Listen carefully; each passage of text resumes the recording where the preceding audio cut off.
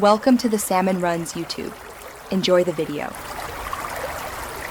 You start by pairing Panda Touch Pro and confirming firmware. This ensures stable input. Once paired, open the game and switch to a custom control layout so you can remap the AWM functions. Make sure you enable macro mode and create a new profile named for the AWM. This isolates settings. Then assign basic buttons: fire, aim, zoom. You do these first because precise mapping prevents conflicts later and saves time when tuning sensitivity. Now map the touch zones precisely.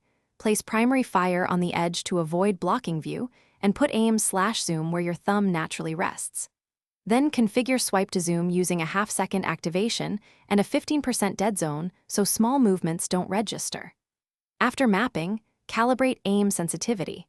Perform 5 controlled shots at a fixed target about 10 meters away, observe recoil compensation, and adjust sensitivity by 2 to 4% and finish with a live 30-second test under match-like conditions to validate timing and recoil control.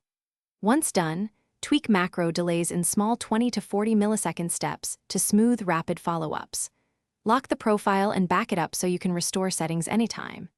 If you see skipped inputs or drift, repair the device, reinstall firmware, and test on another phone or tablet to determine whether hardware or software is at fault. This single troubleshooting step resolves most issues quickly.